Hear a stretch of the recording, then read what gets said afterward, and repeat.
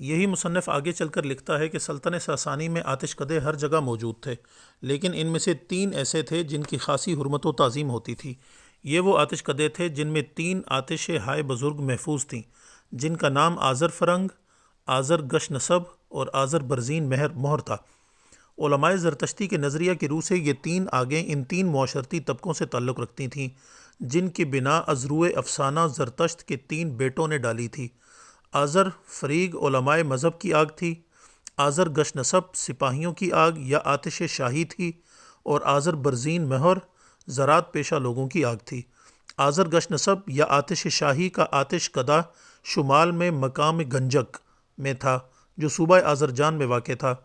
شاہان ساسانی تکلیف و مصیبت کے وقت اس آتش کدے کے زیارت کے لیے جایا کرتے تھے اور وہاں نہایت فیاضی کے ساتھ زر و مال کے چڑھاوے چڑھاتے تھے اور زمین و غلام اس کے لیے وقف کرتے تھے۔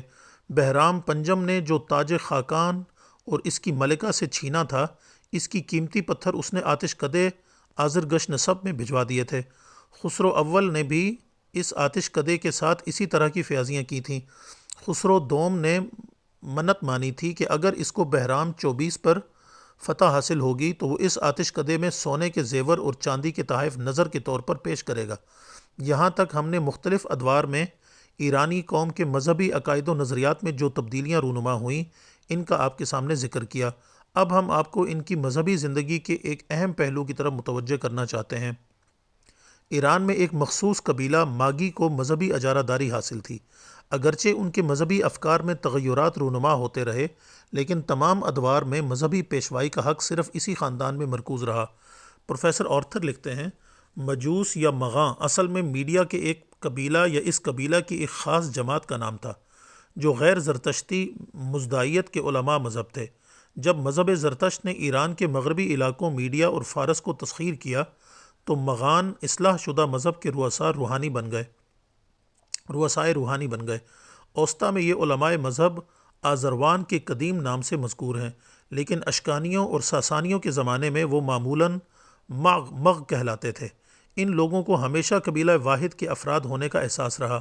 عام لوگ بھی ان کو ایک ایسی جماعت تصور کرتے تھے جو قبیلہ واحد سے تعلق رکھتی ہے اور خداؤں کی خدمت کے لیے وقف ہے، کیونکہ مذہبی قیادت ایک خاص قبیلہ کے افراد سے مخصوص ہو کر رہ گئی تھی اور ملک میں عام جاگیردارانہ نظام تھا۔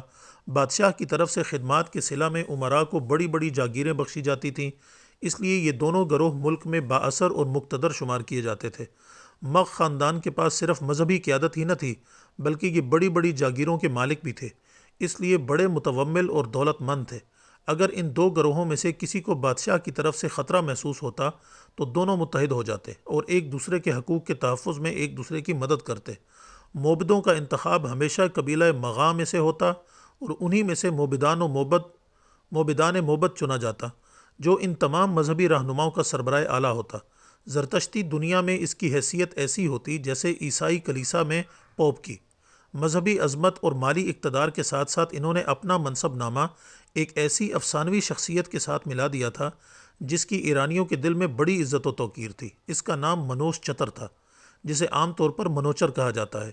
انہوں نے اپنی مذہبی مقام سے فائدہ اٹھاتے ہوئے اپنے دنیاوی اقتدار کو بھی مذہبی تقدس کا رنگ دے دیا تھا، اور ہر شخص کی زندگی میں پیش آنے والے تمام مرحلے مہد سے لحد تک ان کی نگرانی میں طے کیے جاتے تھے۔ اس زمانے کا ایک مشہور مورخ اگاتھیاس لکھتا ہے، ہمارے زمانے میں ہر شخص ان کا احترام کرتا ہے اور بے حد تعظیم کے ساتھ پیش آتا ہے۔ پبلک کے معاملات ان کے مشوروں اور پیشن گوئیوں سے طے ہوتے ہیں اور لوگوں کے باہمی تنازعات کا وہ غور و فکر کے ساتھ فیصلہ کرتے ہیں۔ اہل فارس کے نزدیک کوئی چیز مستند اور جائز نہیں سمجھی جاتی جب تک ایک مغ اس کے لیے جواز کی سند نہ دیتا۔ موبدوں کا اثر و رسوخ محض ان کے روحانی اقتدار کی وجہ سے نہ تھا اور نہ اس کے لیے کہ وہ پیدائش، شادی اور موت اور قربانی وغیرہ کی رسموں کو ادا کرتے تھے، بلکہ ان کی زمینوں، جاگیروں اور اس کثیر آمدنی کی وجہ سے بھی تھا جو انہوں نے مذہبی کفاروں، زکوٰۃ، نذر و نیاز کی رقموں سے حاصل ہوتی تھی۔ اس کے علاوہ انہیں کامل سیاسی آزادی حاصل تھی۔